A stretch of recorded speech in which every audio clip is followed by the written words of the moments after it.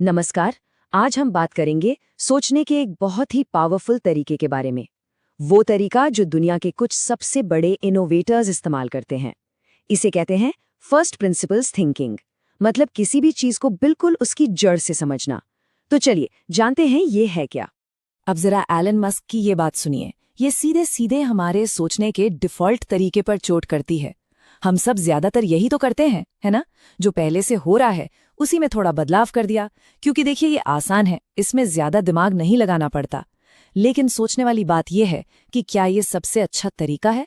और इसका जवाब है हाँ, बिल्कुल है। एक ऐसा तरीका है जो हमें सिर्फ नकल करने या छोटे मोटे सुधार करने से कहीं आगे ले जाता है। एक ऐसा तरीका जो हमें सच में कुछ नया बनाने की ताकत देता है। तो इसे समझने के लिए सबसे पहले ये जानना जरूरी है कि हमारा दिमाग आम तौर पर काम कैसे करता है। मतलब हमारा सोचने का जो ऑटो पायलट मोड है वो क्या है। देखिए, सोचने के ना मोटे तौर पर दो तरीके हैं। एक है नक्शे की तरह, जो हमें बने बनाए रास्ते दिखाता है, इसे कहते हैं एनालॉजी से सोचना।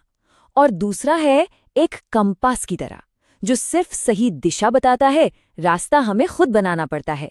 बस यही है फर्स्ट प्रिंसिपल्स थिंकिंग। असल में ये हमारे दिमाग की कोई गलती नहीं है, ये तो एक एवोल्यूशन का नतीजा है। सोचिए, हमारे पूर्वजों को जिंदा रहने के लिए फटाफट फैसले लेने पड़ते थे। उनके पास हर चीज की गहराई में जाने का वक्त नहीं था। इसीलिए हमारा दिमाग आज भी शॉर्टकट लेना पसंद करता है।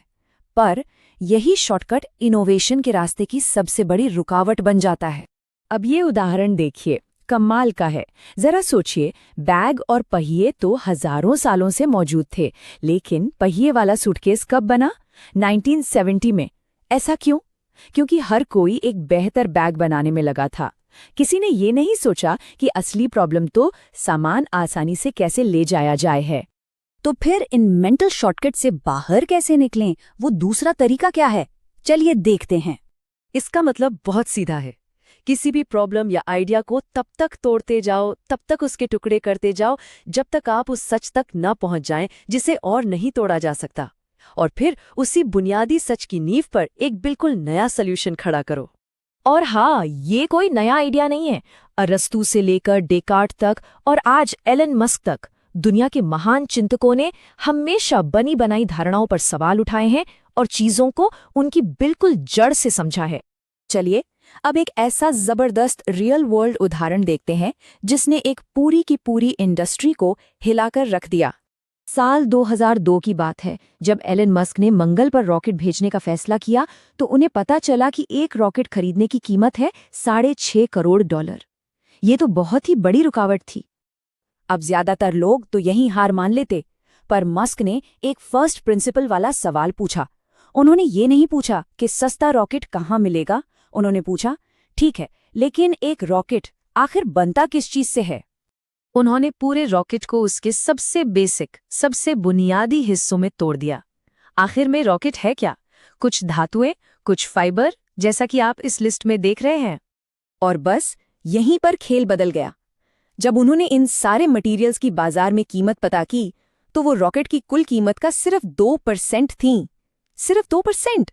बाकी का 98% तो बस इंडस्ट्री का मार्कअप था। बस तभी उन्होंने फैसला किया, हम रॉकेट खरीदेंगे नहीं, हम खुद बनाएंगे। और यहीं से स्पेसएक्स का जन्म हुआ। तो सवाल ये है कि इतनी पावरफुल सोच को हम अपनी जिंदगी में कैसे इस्तेमाल कर सकते हैं। अच्छी बात यह है कि इसके लिए एक सीधी सादी टूल किट मौजूद है। ये प्रोसेस 3 बहुत ही सिंपल स्टेप्स में होता है। पहला, अपनी धारणाओं को पहचानिए, हम क्या मानकर चल रहे हैं। दूसरा, प्रॉब्लम को उसके सबसे बुनियादी सच में तोड़ दीजिए। और तीसरा, अब उस सच से बिना किसी पुरानी सोच के एक नया सॉल्यूशन बनाइए। लेकिन इस सोच के रास्ते में एक बहुत बड़ी रुकावट आती है जिसके बारे में जानना बेहद जरूरी है। इसे कहते हैं फंक्शनल फिक्सिडनेस। इसका सीधा सा मतलब है कि हमारा दिमाग चीजों को लेकर फिक्स हो जाता है। जैसे हथौड़ा, वो तो बस कील ठोकने के लिए है और कुछ नहीं। अब जरा इस पहेली के बारे में सोचिए। 2 स्टील के छल्ले हैं, उन्हें जोड़ना है। आपके पास सामान क्या है? एक मोमबत्ती और एक माचिस। कैसे होगा ये? देखिए, फंक्शनल फिक्सनेस हमें क्या बताती है कि मोमबत्ती तो जलाने के लिए होती है, लेकिन अगर हम उसे उसके बेसिक हिस्सों में तोड़ें तो मोमबत्ती बनी है मोम और बत्ती से। और बत्ती क्या है?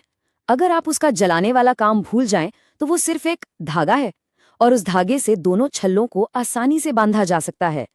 लेकिन क्या ये तरीका हर बार काम करता है हमेशा? ये जानना भी उतना ही जरूरी है कि इसकी लिमिट्स क्या हैं। ये एक बहुत बड़ी सच्चाई है। कागज पर जो चीजें परफेक्ट लगती हैं, असल जिंदगी में हमेशा वैसी नहीं होती।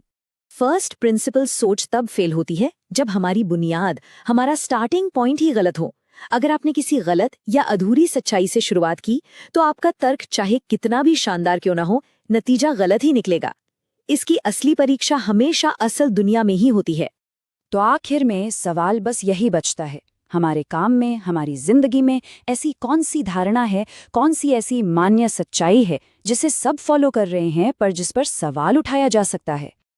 अगर आपको ये बातें काम की लगी तो इसे दूसरों के साथ साझा जरूर करें। सुनने के लिए धन्यवाद।